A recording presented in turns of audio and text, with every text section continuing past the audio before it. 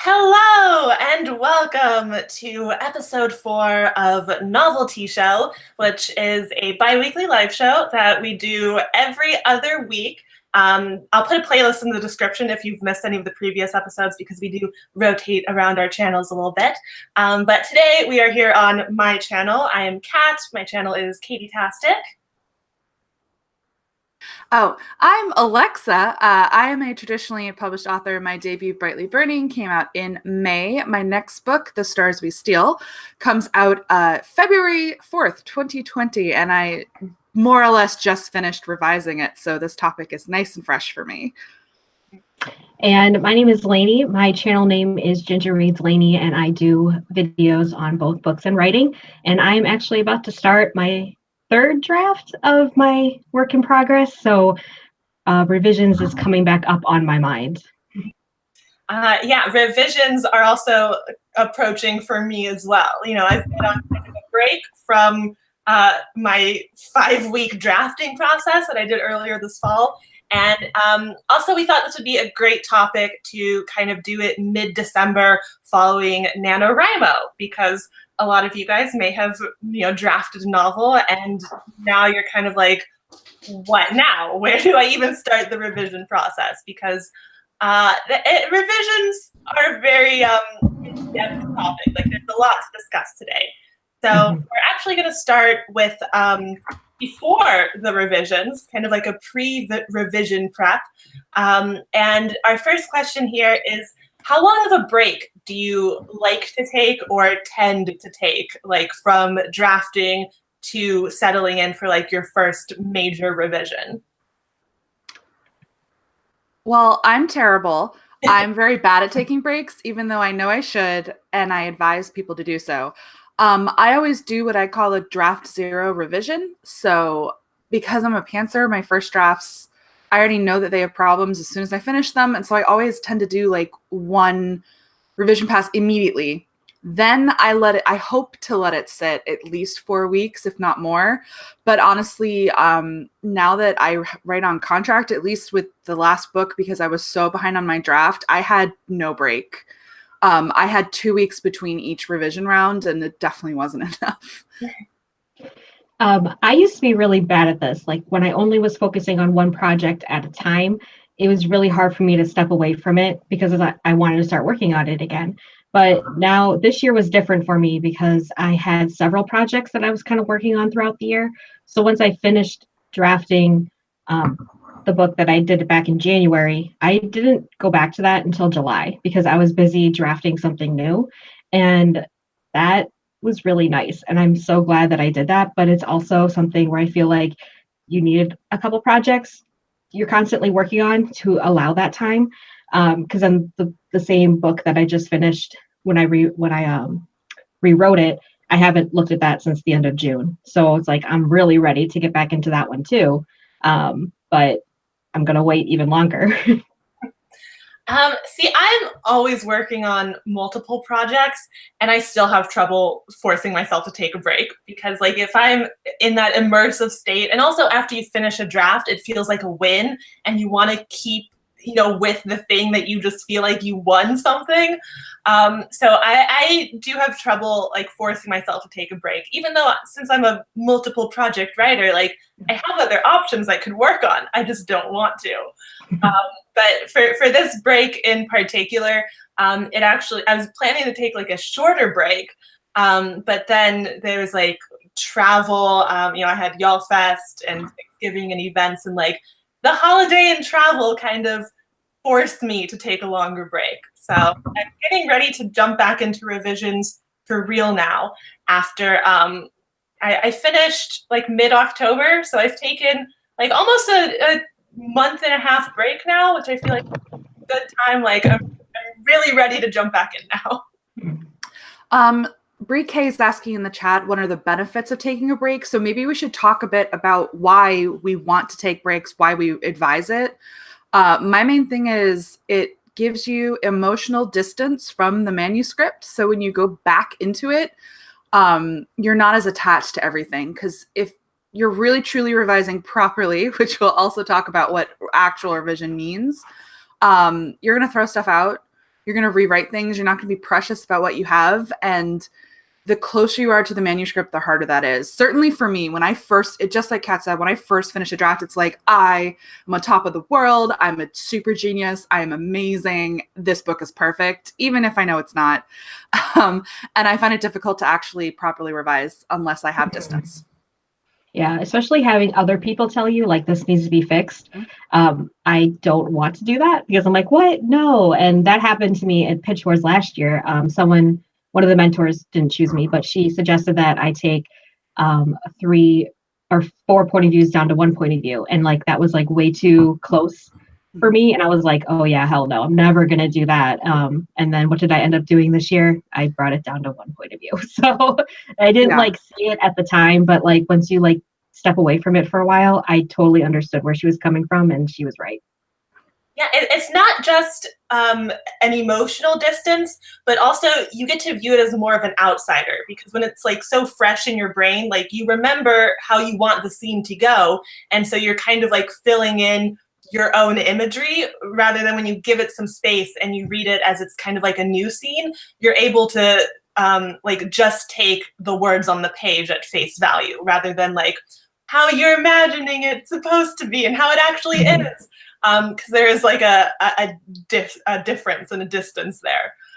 So yeah, a break is just to kind of like give you a refresh, like so you're not so like immersed in the world anymore. It just gives you some distance and like a new perspective. And of course, like breaks are how necessary they are is really debatable, because like Alexa was saying, like she only had like 2 weeks to like turn over these revisions, and like she couldn't take a break. I wanted to so badly.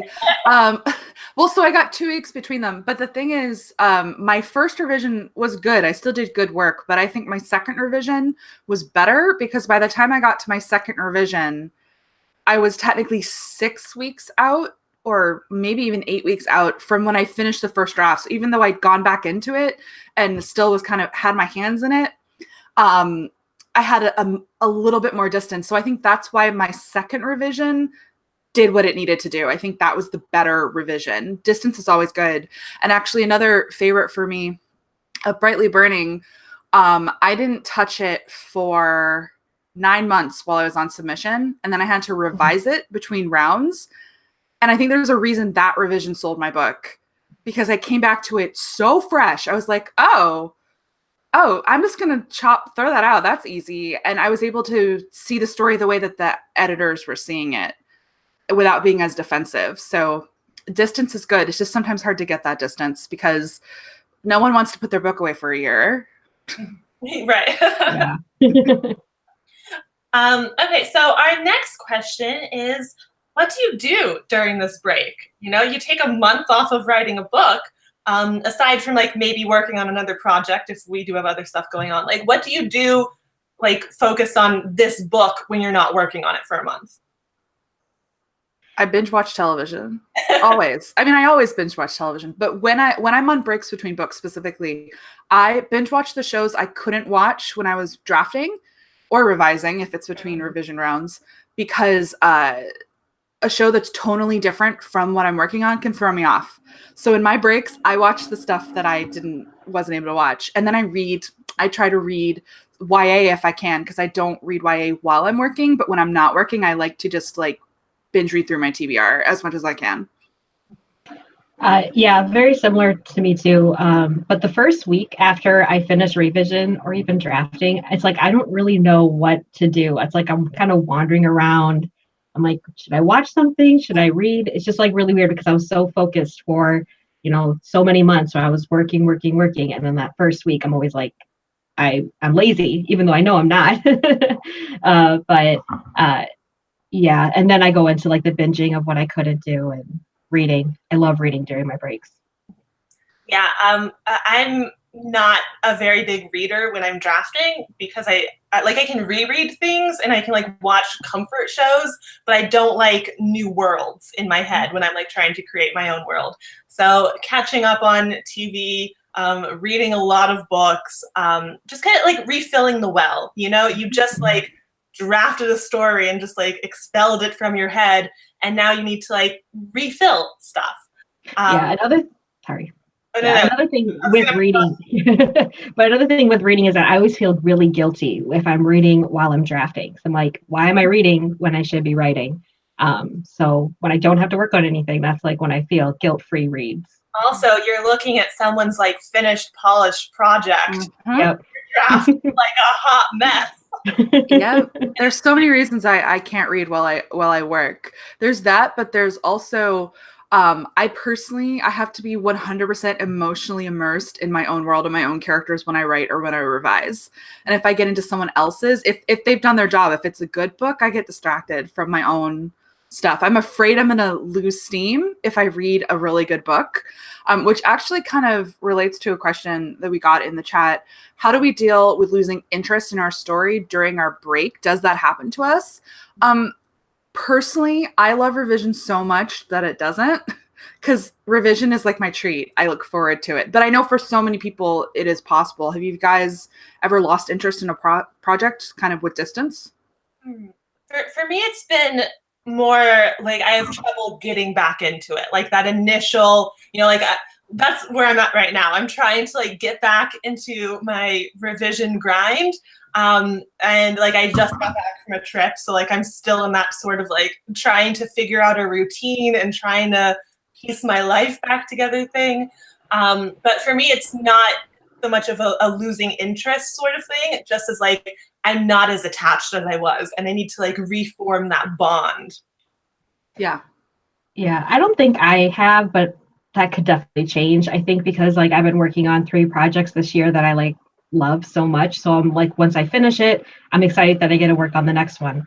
But that might not always be the case. But right now, I'm going to embrace it and enjoy it while I can. Right. So aside from binge watching and reading, do you guys do any prep work during the break? Like how do you, like do some world building or character development or anything like that to like prepare yourself so you're like more knowledgeable as you go into revisions? I don't. Go ahead, Lane. Okay. We're both like. Well, it's like weird because like once I finished rewriting my 2016 or 2017 project, I was like ready to go right back into the one of the books that I finished back in January. So while I was getting it printed, I spent that whole week of going through world building stuff. And that was a lot of fun because it was like getting me back into the headspace of that world. But while also like coming up and coming concrete rules. Because I feel like in the drafting, I kind of just throw things world building wise and hope they stick. And I know some won't. So having the best mindset to go back into the second draft, knowing the world perfectly is what I like to do before I go into the draft, the revision. Yeah. I don't personally do a lot of specific prep work. On my first book, I did print out the whole manuscript and I bought supplies because my first ever book, I used Susan Dennard's method and I like did it on paper, which was fine, but I've never done that since. I make bullet pointed lists of things I know are wrong with it. That technically counts as prep. I do try to brainstorm how I'm going to fix things. I'll watch. It comes back to TV and movies. I will watch or rewatch, especially movies that I know kind of have like tropes or tone that might help me give me ideas to fix things. But yeah, I don't do a ton of prep. Because I do revision like drafting, pantsing. I just throw myself into it. It's delightful. I know you're horrified. It's fine. I kind of like what Lainey said. Like when I am doing my like initial draft, I am just kind of like throwing out world building and like seeing what sticks. So during my breaks, I like to actually figure out the world building and like come up with like rules. So just so I have like some guidance in that, because like I have trouble doing that on the fly. Because it's just like you got to come up with something on the fly, and so you usually go with like the first idea you have, and I like kind of taking a little more time to like test other ideas and like what would happen if I went with this direction instead of this direction, kind of thing. I do a lot of world building, and also in my initial drafts, a lot of my minor characters will just be like cardboard stereotypes, because I'm like, you're playing this role and like all they are is that role. So I need to like make them actual people, like give them a real personality and like develop them as actual characters rather than just you're playing this role kind of thing. Mm. So Lainey, at what point do you do story binders? Are you just kind of doing that all throughout? Yeah, so I do it in the very beginning, right before I jump in. Well, I guess I haven't done it with this like new project, but I did for like Paraprise, which is my pirate fantasy, and it was really, really loose. It was just things that I feel like I needed to know before I went into it. And most of the stuff that I do for the before going into the first draft, I end up kind of tossing because I'm like, this doesn't apply anymore. It's mostly getting to know the characters, but then again, the characters kind of teach me while I'm writing them. And then going into the second draft is when I really like, okay, I need to like really come up with the rules and stuff and try to figure out. And then I just kind of like put it all together in my binder. I divide it by like characters, plot, outlines, research, world building stuff. And I usually type it all up and then I print it off, 3-hole punch it and stick it in the binder so that I can like reference it easier. I really like it. I really like how this one has come since I started it. Yeah.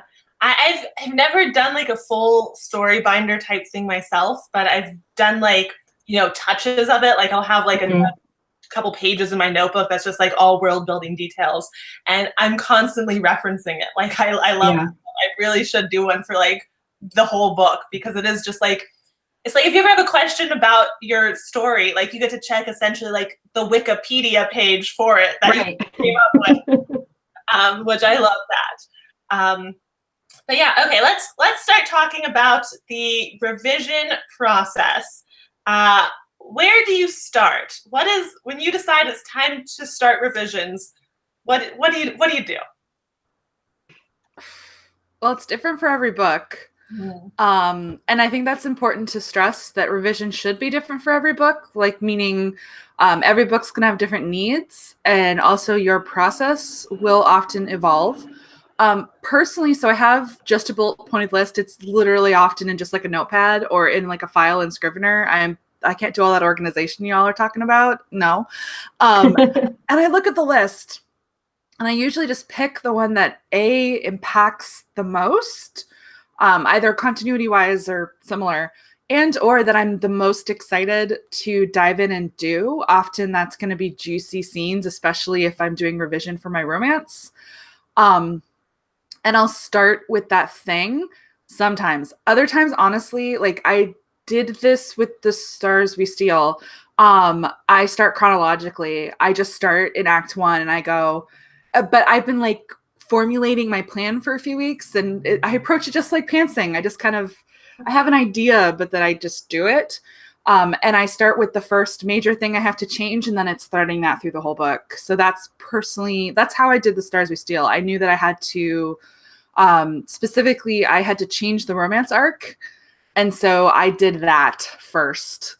And then I changed it again because revision's fun, but like I approach it that way. I approach it as I'm going to revise the revision arc from page 1 to page 400. I just started on page 1 and I went all the way through. All right. And then I changed it again. Why? I like it now. It's fine. Yeah, I can't do it that way. Exactly. Everyone's different. Mine has to be like chronological. So what I always do is I print out the book. And then like especially with this one, it was 5 months since I like drafted it. So I'm like, oh, I better read this to kind of see what I wrote. And then I read through the entire thing, taking notes as I went. And then I came up with like kind of like a bullet point, like I need to do this and this and this and this. And then I did it all chronologically. I can't like focus on like a romance arc. I can't focus on that all the way through yet. Because I feel like the second draft, I'm really just trying to make it readable for like my critique partner to read. And I don't care if she's like, yeah, this doesn't work yet, because I know it probably won't. But I have to like try to make the draft as cohesive as I can try to make it for the second draft. Yeah, my method is pretty much the same as that. Like I know that it's still going to need work, but I'm just trying to make it cohesive for like an alpha reader or a beta reader. Like just I need someone else's input on this. I'm just trying to make it like good enough for that the one or two people who I trust to see my crappy draft. And I also have to do it in chronological order because I write out of order.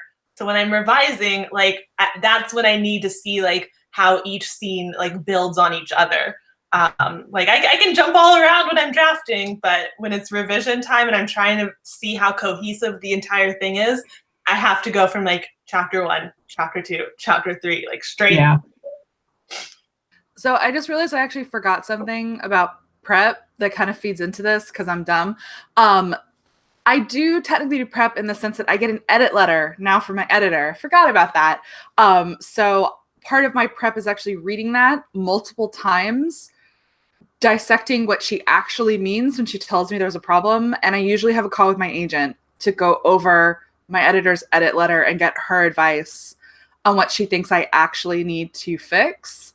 And that can impact how I tackle the revision. So sometimes if the edit letter, so the reason I did my revision I focused on the romance arc, it was actually because my main note was about character agency. So my first revision was actually a character agency revision, and that's how I tackled it. I focused on all the key scenes with my main character and her love interest. Right. It was weird. The next question is just a question about like what is your general process overview, and how long does revising take? Which is a very difficult question to answer because there is no like one length that revision should take or can take. Yeah. I guess just like typically how long does it take you to do that like first main revision to take you from draft 1 to like a revised draft?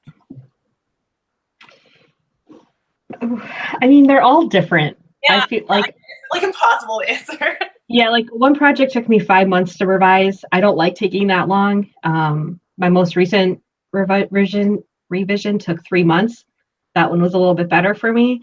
I want to try to make my next revision even less. I think just trying with one project, I think with each draft should be less and less, maybe. I feel like that's like a good thing to maybe strive for. But like I feel like the first revision is always going to take me the most because I'm doing the most work. Not that I'm doing not work in the following drafts, but it depends. It's so funny. I usually am very fast. I try to get stuff done if I can in 4 to 6 weeks, just because I like the momentum and I love fixing things. I love fixing things so much better than I love drafting. But I needed a bit more time on this last book because it was more complicated and there was more I had to fix. With extensions, it was like 6 to 8 weeks per revision round. So that technically means like total, it took me probably 4 months to do it. And it needed that time. Yeah.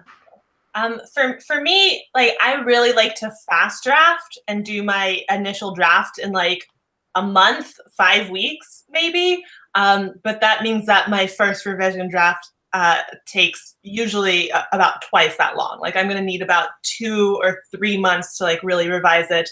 I also like to, I know it's not the best thing to do at this stage, but I spend a lot of time on the quality of my prose, just because like I like the writing and I like writing pretty things, even though it's kind of a bit of a waste because like I might end up deleting that entire scene or like deleting that entire character. And then I spent all this time like focusing on making the writing pretty when I didn't need to do that because now the scene is gone. But yeah, it also really depends on if you end up making any more drastic changes like halfway through a revision. Like when I was revising Storyteller, I was like closing out the end of Act 2. I was about to break into Act 3, and I was noticing that, something wasn't quite working. And in my assessment, I discovered that these 2 characters needed to be combined into 1 character. And that kind of set me all the way back to the beginning. or it would have if I didn't decide to take a break and kind of let that change process, and then I started writing a new book. But yeah, that like something like that could really just like add a couple weeks to your revision timeline, because you have to combine characters or delete a character or something like that. And then yeah, general process overviews. We kind of talked about that a little bit, just how it changes for like every. I either go chronologically or I jump around my list, because I have a list of like everything I have to fix. And sometimes, yeah, it'll be like, today I want to have fun, so I'm going to write the kissing scene or revise the kissing scene. But, you know, otherwise it's just the slog of going through scene by scene and making sure everything tracks. Mm-hmm. So how do you guys stay organized? Do you just have like the list and you do it as a checklist, like revise this? Yeah, I'm terrible. I keep a lot of like kind of tracked in my head, which I know is that's kind of hard to explain to others as process, but it works for me so far with like a list, a bullet pointed list, just to like remind me what I'm supposed to be doing. Yeah, so what I did this time around, and I used Scrivener to do this, even though it's like really basic level Scrivener, anybody could probably do this.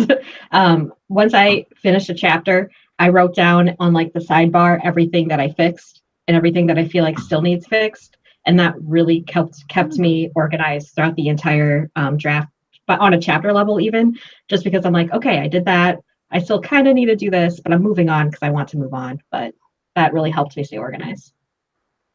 Yeah, I also have kind of a master list of like things that need to be fixed, things that need to be changed, that I start doing like when I'm still drafting, because I will come to moments where I kind of need to like half-ass a scene in my drafting process, but I make a note that says like, fix this interaction.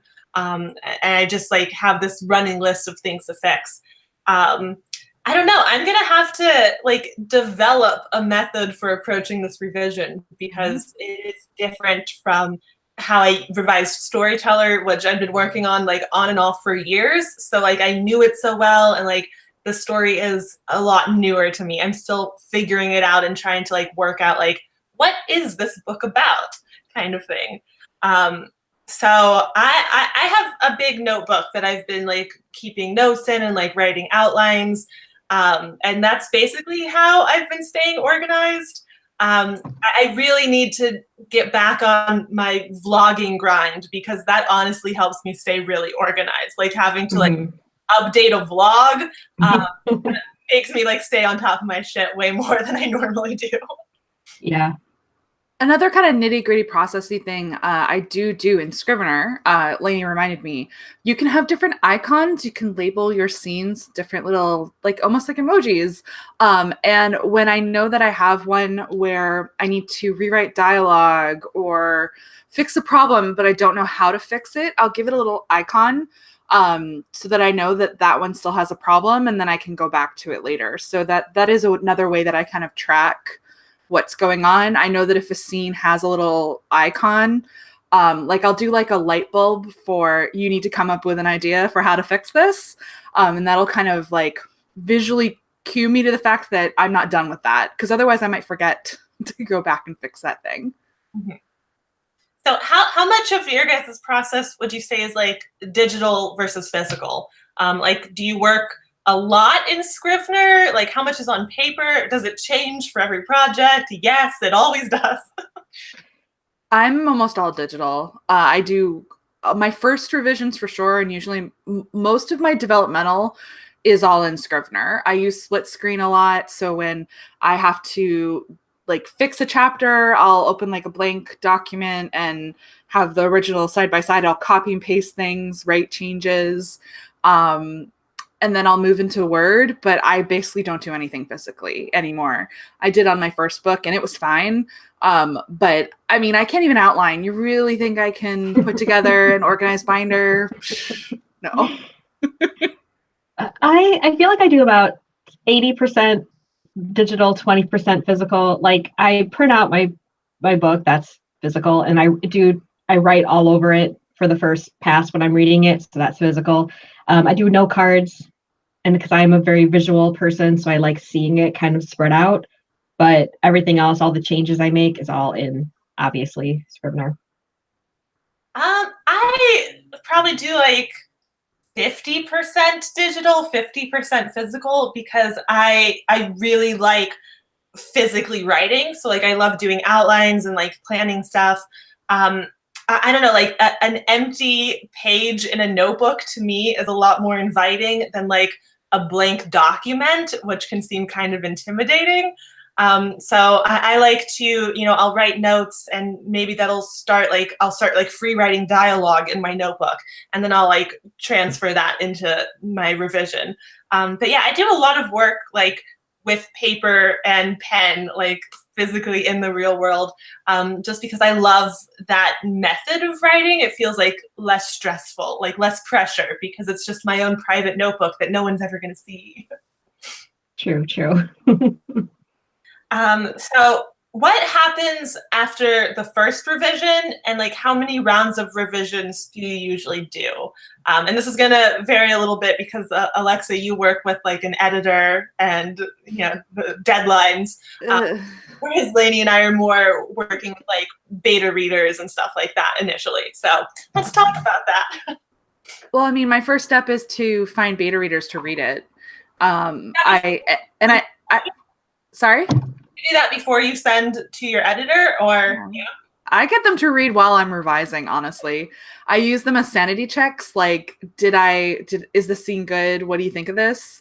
And so it's a matter of kind of who is around and who has time, but I try to get at least one or two friends to read the new manuscript, usually people who haven't read the previous one.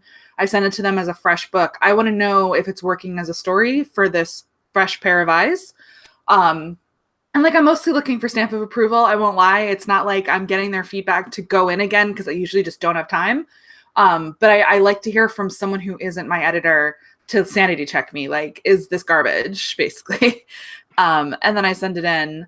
And revision rounds, the book that's coming out, I did 2 full developmental edits with my editor, which is actually pretty similar to the rounds I've done in the past. I always need one really intense revision because pantsing.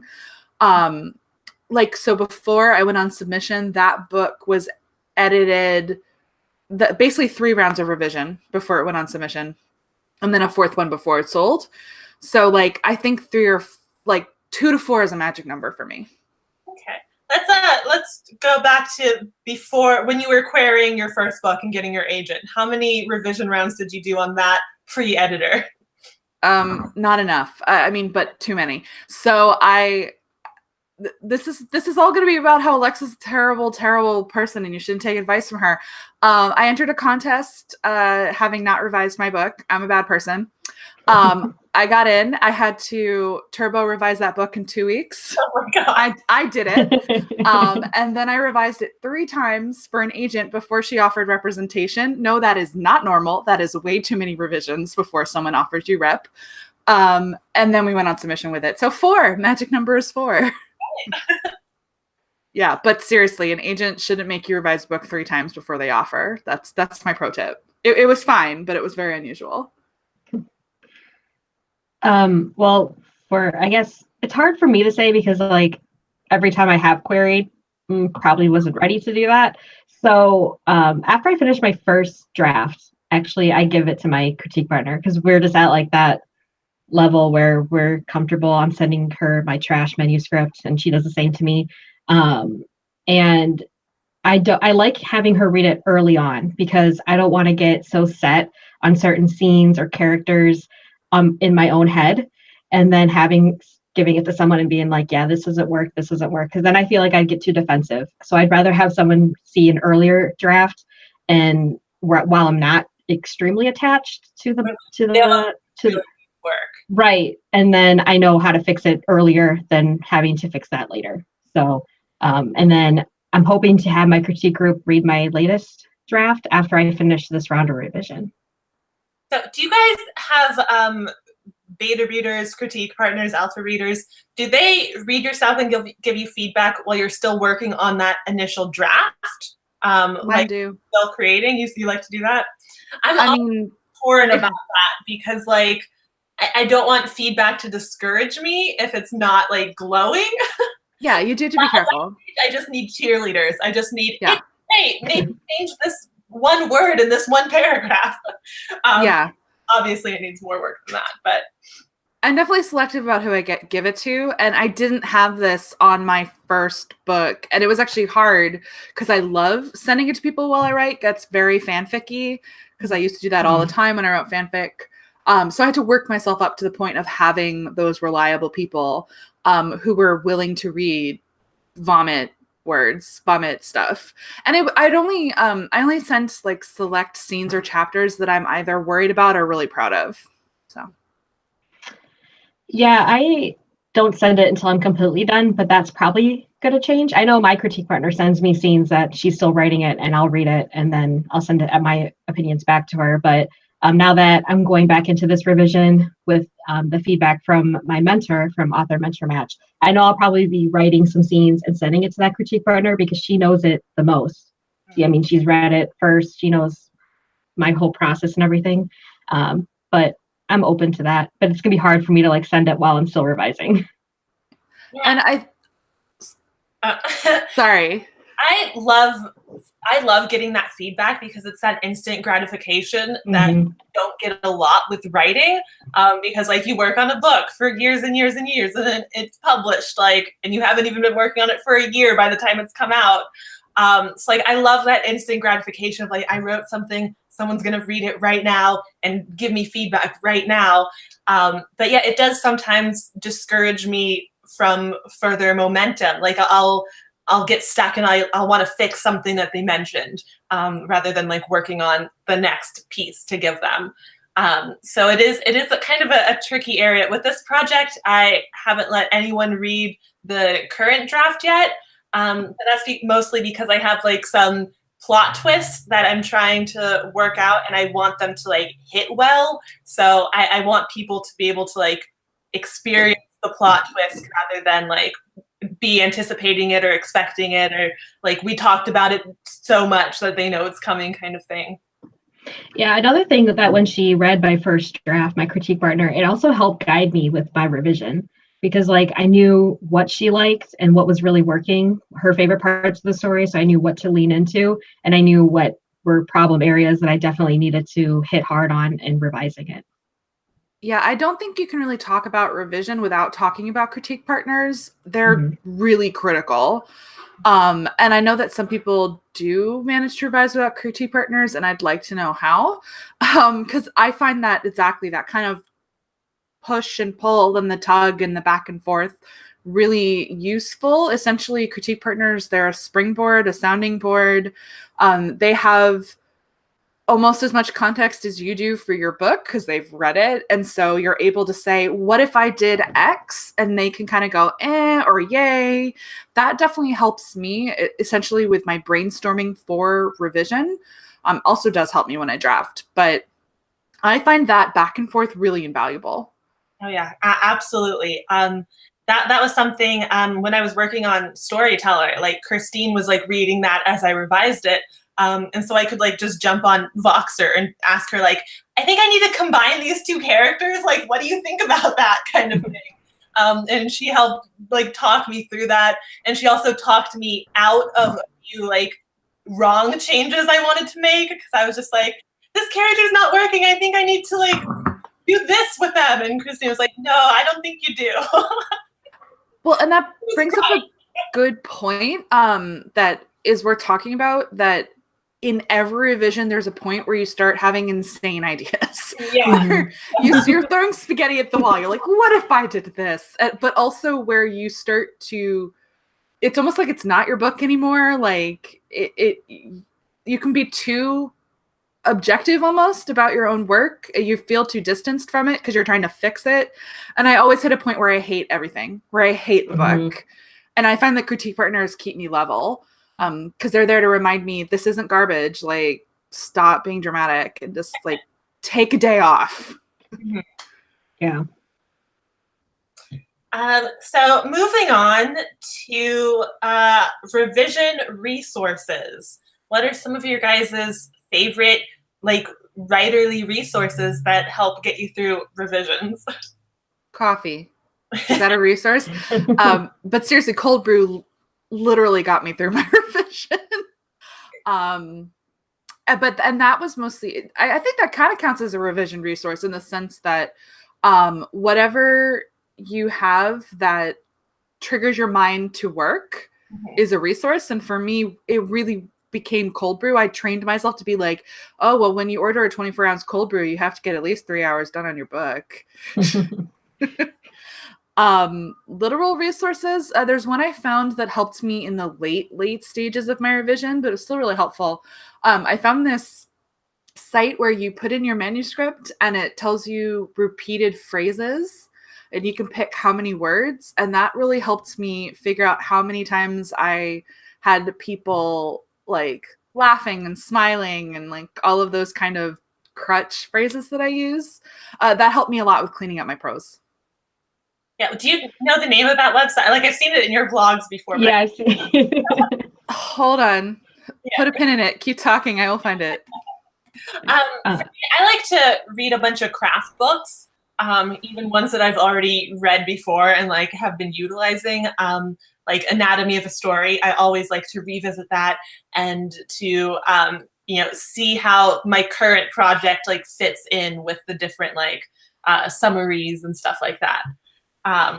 What other books? Anatomy of a Story, Story Genius, I just recently read and really enjoyed, even though she kind of drags outlining and pantsing. And I'm like, I can't. What's left? I don't, right? Psychic osmosis? I don't know. I found it. It's rightwords.org. Rightwords.org. Yeah, really helpful. I was going to say, I use Anatomy of a Story too. I think that's like it's the only one I really focus on when I'm revising. But my mentor wants me to use Save the Cat for this next round of revision. So I am going to really, because I know what Save the Cat is and I know like certain beats, but I never like outline or draft my story to them. So I'm going to have to like look up the beat sheets and kind of figure out for this revision. So I'm going to be using that for this round. Are you getting the books or are you just going to use the free resources? She told me just to Google Save the Cat. I have so many feelings about Save the Cat. I have a video on it too. Other resources. Well, I mean, YouTube. We all use YouTube. Definitely, like I find lessons from the screenplay. Watching certain videos that he has on topics that relate to craft that are useful to me. Podcasts. I'll listen to specific episodes of writing podcasts. Because like that's similar to you guys with craft books. It's just, as you know, I do not read them. Though I mean, that is actually a good point with the beat sheet. I don't always sit down and do a beat sheet, but sometimes I do that as a revision tool to kind of see where everything's landing. Mm-hmm. I have the beat sheet on Crack, which is like my 27-point outline. Too much, Kat. I can't. I guarantee your story fits into the 27 beats. You can do it for me. The idea of the idea of pinning down my story, it kills my creative soul. I'm fine. I love it. It gives you structure. It's like a pacing guide. I love it. But here's a question. How do you know when you are finished revising? This is something that I struggle with because, again, I like focusing on like pretty writing, and you can always make the writing prettier. You can always make the writing better. So like, when are you finished? When your deadline comes. Well, because I do, or at least the last few times I've gone through chronologically, it's when I get to the end, I guess. Because when I go chronologically, I try to fix multiple things at a time and then just get to the end. At least that's when I know I'm done with that round of revision. The better question is, how do you know when you're done, when a book is good enough, right? Yeah. Do you ever know? I mean, I think we need a push to get it out there. And so again, using critique partners definitely comes into play. I know it's ready when someone reads it and their feedback is that it reads like it could be published. And then I know, okay, I've fixed the amateurish stuff. Like I fixed the melodrama, the structure is working, the pacing is working. So other people definitely help me. Yeah. Where it's like impossible to tell on your own because you're so close to it. Like you really do need critique partner feedback, or if you don't choose to go that route, you do the route that I went with my first book, where you just query it and get rejected, and that's how you learn you weren't ready. Well, but there's value in that, because I will say you can be done revising in a moment, meaning you can have done as much on a book as you can possibly do, as you emotionally and at the craft level that you're at are capable of doing. And then all you can do is try querying and see how it goes. Do batch querying so that you don't kind of, hit all the agents at once. Because sometimes you need to write another book, or you do need more distance. You need 6 months or a year. And then the next time you come back to it is the time that you actually make it work. But I don't believe in having regrets. Like, I know people like, well, that's such a bummer. Why don't you just do it at the time? I'm like, if you're literally not capable of doing it in a moment, don't beat yourself up for that. Just say la vie, move forward and hope for the best. I don't know. I really agree with that. Honestly, one of my struggles with Storyteller, why I've been working on it on and off for the last 6 years, is because, earlier on, the first few years, I felt like I wasn't a good enough writer to actually do the story justice. So I kept working on it, and I kept improving my own skills as a writer, but not necessarily improving the book, because I was working on it, but it was the wrong version of it. So I feel like when I come back to it again, hopefully sometime in the new year, after I'm done with this revision I'm currently working on, I feel like I will be at a good space where I can actually finish it. But yeah, that's definitely something that I struggle with. It is knowing just your own writer skill level. Are you at a place where you can actually do the story justice, kind of thing? We have a good question in the chat that kind of relates to this. Do you ever lose the soul of your story as you're revising? You definitely can. You can, especially, I would caution people against listening to everyone. If you listen to every single opinion about your book and do everything that other people say, so let's say you have multiple critique partners, maybe you're doing multiple contests or mentorships, and you're listening to everyone, you can ruin your book. I've definitely seen cases where people did that. They listened to 8 different people and somehow did everything all of those people said, but then got so psyched out by that and or by querying not going well that then they threw out the best part of the book and rewrote it, and essentially did suck the soul out of their book. You never want to tell them that. I didn't, but I have seen it. Yes, I think it's possible. I think you can lose sight of what the magic is in a story because you get psyched out by everyone else kind of saying what they think, and also by rejection. And also, I think it might be more of a newbie writer thing, because you don't have as much confidence in your own idea, and you aren't sticking with what you believe is the soul of the story. And again, you're letting everyone else's feedback direct your story, because you don't trust in yourself and trust in your original idea. Although it's again a tricky line, because sometimes your original idea is not good, and you could be sticking to something, clinging to it when you need to let it go. It's exactly, there are no easy answers. It's always a big question mark. Yep. And you do just improve with time. You get a better sense of what a story is and what's worth fighting for versus the hills you die on versus the ones you don't. But I will say, so there were specific things in my edit letter from my editor. I was like, no, I'm not going to do that. That just is against what this book is. That is against who my main character is. And I have zero regrets. Hopefully they still love me, but I stuck to my guns because I knew you get better at knowing what the soul of your book is, essentially, and where to draw the line in the sand. This is why I love craft books like Anatomy of a Story, because it helps you figure out the soul of your story. It makes like sort of like phrase your story and like come up with like an elevator pitch that like boils down to like the soul of your story. And it's easier to keep that in mind when you've like done it like a homework assignment, kind of. Okay, we have a couple final fun revision questions here.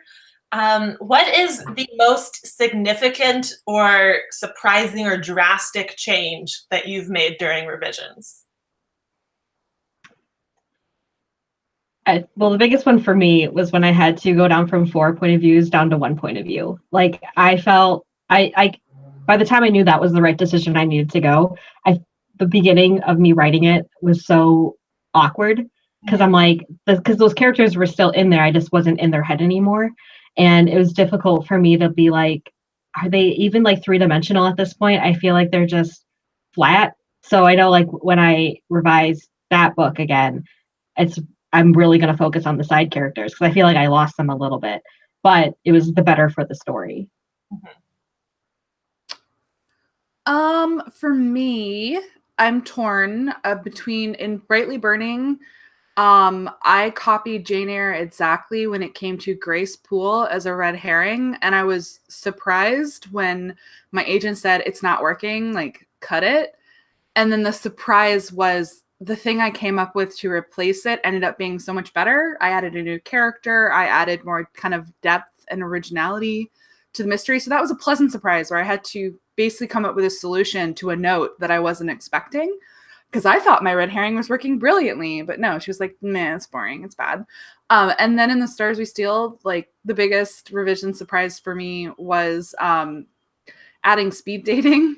And that was actually someone else's idea. A critique partner was like, I was like, I need to solve this hole in Act 1 where I have to throw out a chapter because it's boring, it doesn't work. She's like, what about speed dating? And it changed my life. It's amazing. I love it. It's so much fun. I wrote that first, actually. I think that's the first thing I did in my revision. So it's the fun scene. So you got the fun thing, yeah. For me, I've made a lot of significant changes with Storyteller. Like at one point, I like earlier on, I hit like 40,000 words in my revision, and I was like just barely about to break into Act 2, and that made me kind of reassess, like, do I want to write a giant long book, or is this going to be more than one book? And for a while, I like Storyteller was going to be a duology, and I like completely re-outlined the entire story so it was 2 like separate stories that each had their own arc but were really one story together. And that's how I was operating on Storyteller for a long time. It still might be a duology because I need to like revisit it and re-outline it. But I think the other big change, my character combining, where I was like, oh, these 2 characters need to be one character, and the one character is really different from both of who like they originally were. So when I decided to make that change, like that's I think it might be able to fit into one book now. Like I think that shortens the novel enough and like shortens the story that it can be one book. But Storyteller still might be a duology. I don't know. We're gonna see. And our final question here, because we are wrapping up on the end of the hour. Actually, if you guys have any last questions, feel free to ask those. But we have like one more prepared question, and that is your your favorite and least favorite part of the revising process. Well, I like drafting, so revision is always hard for me. I think my favorite part is finishing it because I'm like, oh, look, I did that. And then my least favorite part is like being like knee deep and like trying to make sure all the threads are still making sense and the plot holes I'm trying to, fill up. And I'm just like, there's so much wrong with everything around me because I don't like that. I like everything kind of perfect, that I like want to give up.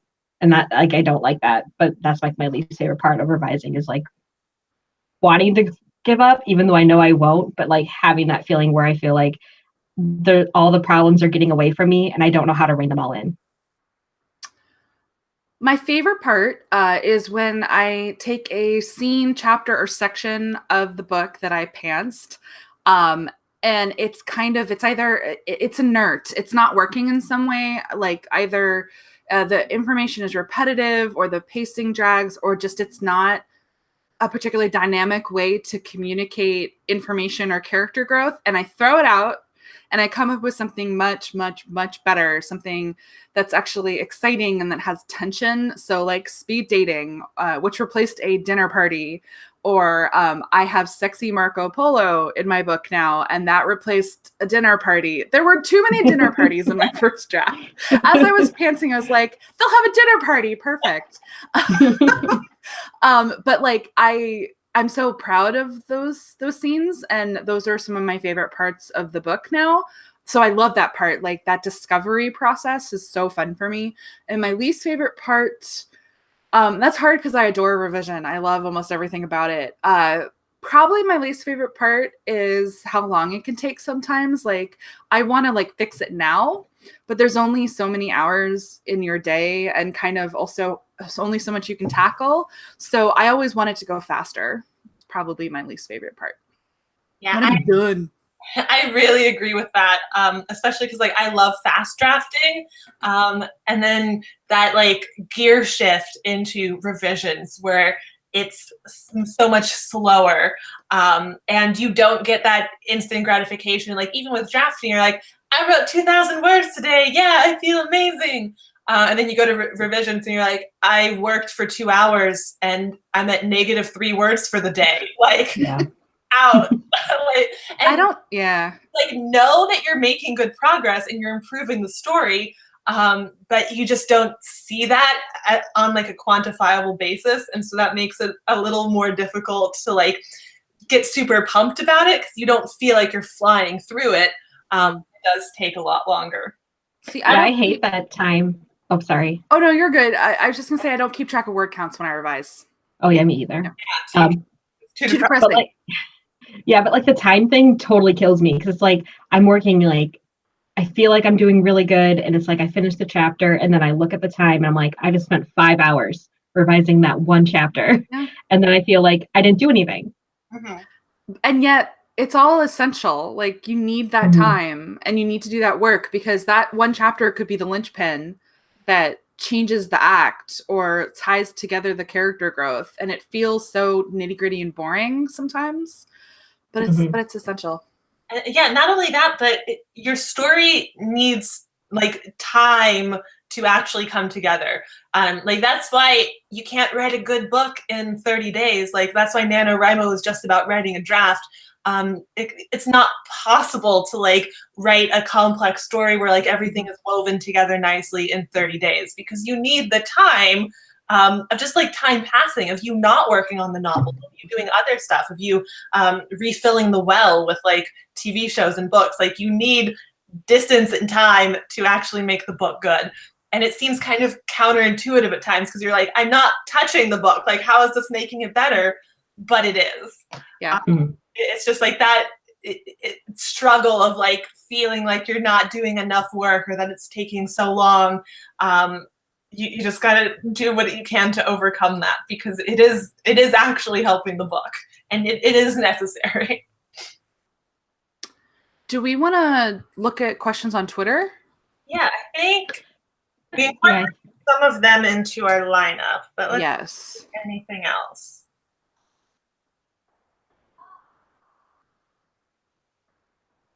Well, here's one. How do you fix white room syndrome and weave in world building during revision? That's a really good question. And I know you guys do a lot of world building work. I probably do as well, but white room syndrome is one of my vices. So something that I did in my revision prep for this revision I'm about to jump into is I made a master list of like all the settings that we kind of like visit a significant amount of time. Like we either have a whole scene there, or it's like a classroom or someone's dorm room that we have multiple scenes in. And I just wrote a list of like descriptions about this room. Like, what color are the walls? What is the window like? Is there a curtain? Are there blinds? Like, all these little details that most of them aren't actually going to make it into the book, But when I'm like working on the scene, I can just have like my reference page open, and it's easier to incorporate it in. Like when a character is walking across the room, I can add a detail about the room description that I already have on my prepared list, and I don't have to like think of it on the fly. So that is something that I tried doing for this revision, and I think it's going to really like pay off and like help me in the long run. Yeah. Oh. We're always on like the same pattern, Lainey. Like we pause the exact same amount of time. You go ahead. Okay. Well, for me, I always am scared that I won't give enough description, so I overcompensate that and I give a ton of description. I always like take that back though in the following drafts, but I'm always afraid that someone's not going to feel like they're in the story. So I just write a lot about the description, and my writing group always tells me like, oh, I felt really good in that scene. So I'm like, I don't feel like I do a lot of white rune syndrome, even though I feel like that's something I struggle with. But then the feedback that I get always says I don't struggle with it. So I don't know. I just over describe, and then you can always remove that. Yeah, it's like even if you just write like a paragraph that's just description, and like later on you need to cut that, or you need to like sprinkle it better throughout the story, like especially drafting, like just establish that so you know what's going on. It's easier to like incorporate it a little bit if it's not a white room to you. I struggle a lot with white room syndrome in my early drafts because I write them kind of like they're screenplays, like it's mostly dialogue and like basic action. And then descriptions are just like left for anyone to imagine what they want. Well, the thing about white room syndrome is if you describe something well the first time characters are in a place, usually the reader, the initial mental picture they get when they're reading that will stick with them. So my key for white room syndrome is I don't beat myself up about description throughout the whole book because I'm just not someone who overly describes. But I try to nail it.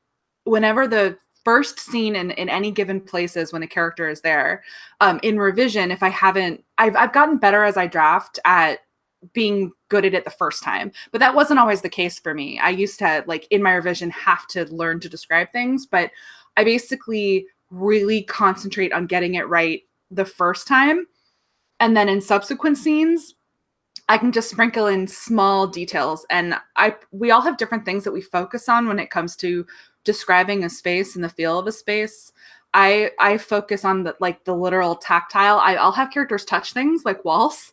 I think about sounds a lot and also smells, and then obviously visuals, but I actually kind of use those other senses, sometimes also smells. So like I have a setting in my book, it's like a spa, and I explicitly describe that they pump fruit scents through the vents to kind of give a sense of it. Because I was like, of course they would, because it's a spa.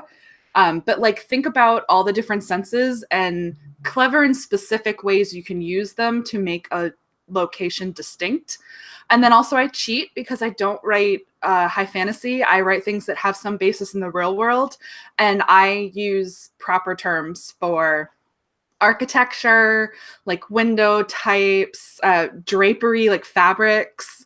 So I lean heavily on the crutch of giving people context that relates to things that they're familiar with. So if I say it's a Rococo ballroom, if they don't immediately know what that is, they can Google it. Right.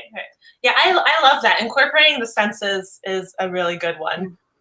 Also, just details in general, like the way not to combat white room syndrome is to use just like really vague descriptions like there's a window and the carpet is brown and the walls are eggshell or whatever. Like describe in more detail like the chandelier hanging from the ceiling, and like that gives us more information about the room as a whole, because we're like, oh, these are the people who have like this giant like 100-pound chandelier of like sparkling diamonds imported from whatever country. Anything like it tells you a lot more about the room and the people and like who chose that chandelier than just the room has a brown carpet and a window. Well, and you should always, not for white room syndrome and also for world building, think about how your character feels about and observes everything. Everything should be told through the lens of your characters. So like, yeah, maybe the carpet's brown, but does the main character's like heels sink into it because the carpet is disgustingly dirty? Does it have a pattern that like she can't stop staring at? I don't know. Like, you can get your details through your main character's kind of lens. And same thing with world building. When I think about world building, I always think about partly because of the types of books I write. I love to think about food. What do they eat? What do they drink? Where does it come from? And then I have my character kind of observe those things. You'd be amazed how much that can flesh out your world building, thinking about basic things like clothing. Where does it come from? What are the textiles? How does your character feel about what they wear? What does what they wear say about class? Same thing with food. I just love food. So world building and revision, it is adding details basically and thinking about how they're specific to your characters. Yeah, I think that's a really good point that like, I don't want to say everything because I'm sure there are some exceptions, but pretty much everything should be filtered like through the lens of your main character, like how they feel about things. I remember Brandon Sanderson did this example of like a character with like a glass of water on a table that was like half empty or something, and how one person might view that as like, you know, just a dingy glass of water, but another person who comes from, you know, a culture where water is very rare and precious, like they're looking at that like, is that just a glass of water? No one's guarding that water, like that's just free water right there. Yeah. So yeah, just like everything from buildings, like what do you notice when you're like walking around your town or something? Like what stands out to you and what might stand out to someone else, you know, someone who cares about architecture or fashion or something, notices different things about a room or a crowd. Yeah. And then the last question I saw that might be good for us to end on maybe is how our revision processes have changed over the years, book to book, and then I can speak about the difference pre-publication versus post, if we want to talk about that. Yeah. Well, my main change in my revision process is that I actually revise now. I think we all probably had that. I think it's a very common thing for newer writers or just writers writing their first few books to, you kind of think of revision the same way you thought of it as like, you know, work in high school or in college, where you're like cleaning up the grammar, like making it a little bit tighter, which is that's not the best way to approach revision for storytelling, because it matters more about like what your characters feel and how that arc sort of tracks through the story. And you might need to delete entire scenes because they need to be in a different location with different people talking, or you might need to combine two characters, and stuff like that isn't going to be fixed just by like tightening up your dialogue and your prose. Well, if your character doesn't have agency, editing your paragraphs over and over again aren't going to make a difference. And it's kind of, yeah, so I think we all tried our first time and then learned how to actually do deep story and craft-based revision that actually makes a difference to the reading experience. That has definitely changed. I started out, I think that when you start out, you're throwing spaghetti at the wall and figuring out your process. So I started out printing everything into a binder and like trying to use highlighters and tabs, and it was too fussy for me. It worked fine. So my main like change in the process is that it became messier over time, but messy works for me because I'm a pantser. So the two things went together, that I basically figured out pantsing and figured out that for revision, there is structure to it, especially when I chronologically revise, but it's mostly a matter of me holistically getting a big picture sense of what the book is, what's broken, and what I have to do to fix it. And then I just do it. Yeah, I think actually I'm the opposite of what you are. So I used to start out as like a pantsing kind of revision person. And now, because I tried doing note cards in the past, that never worked for me. I tried but like that too. now, yeah, but like now it does work for me. And like I'm excited to get the note cards out and like start writing on them and stuff. But I could not do that like 3 years ago. That's not how I would have been able to revise. It's funny, the note cards, honestly, they did work. I did note cards for my first book and my second book, and they did work very well.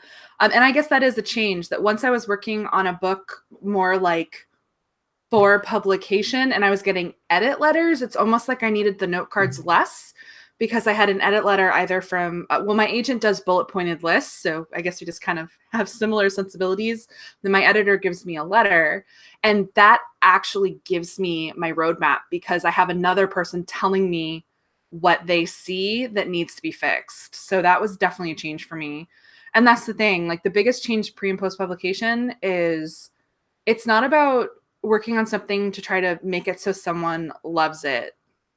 It's that they're paying you to write it, so you have to find a way to make them happy. Mm-hmm. And so revision has changed in the sense that it's I have to make a lot. I'm having to deal with a lot more kind of voices and cooks in the kitchen. Like I can always disregard what my CP says, but like my editor, I have to find more of a happy medium. And so every time I said, no, I'm not going to do that, I had a very good reason, and she was totally cool with it. It's just a matter of kind of having confidence in the work. And I do have more confidence in the work. And I think we all, with the revision, we've all gained confidence. Yes, Too Many Cooks. I love that video. I just rewatched it the other day. Yeah, not just gaining confidence in revision, like only revision, but just gaining confidence as a writer in general. Like I actually understand storytelling principles like a lot more now that I actually put out the effort to like read and study them. Like when I was writing my first book, I played around with like some like writing advice videos and like books and stuff like that. But for the most part, I was just like, I love storytelling. I have a story idea. I read a lot of books. I can do this. And so just like being a lot more aware of like storytelling techniques and even just like basic structure, like break into act 2 kind of thing, midpoints, like how to deal with like a sagging middle, like what happens in the middle, just doing a lot of studying of that stuff, which isn't a very fast process. Like it's been like years of on and off studying and stuff like that. But yeah, stuff like that has definitely changed my process and helped me improve. Yeah. All right, I think that is going to do it for our show today. We went a little bit over time, but we had lots of good stuff to talk about. So thank you guys so much for joining us for the show. In 2 weeks, we are going to be on Alexa's channel. Do we know what we're talking about? Querying. Oh, boy. Yeah. I'm so excited. Oh. Ask us questions on the hashtag. I'm going to have to mentally prepare for this one. Open up some old wounds. Yeah. I have wounds too, so it's great. We're going to talk about how my second book failed. It's going to be amazing. Going to be a good show. A great show. Yeah, down in the description, I've linked all of our channels. If you guys aren't familiar with Lainey or Alexa, you can go follow them. And yeah, we have our Twitter Novelty Show. You can ask us questions on the hashtag there. Otherwise, we will see you in 2 weeks on Alexa's channel to relive trauma about queer. It'll be almost the new year, going into the new year with pain. Ready for the, okay, I'm fine. Thank you guys for tuning in, and we'll see you in 2 weeks. Bye. Bye.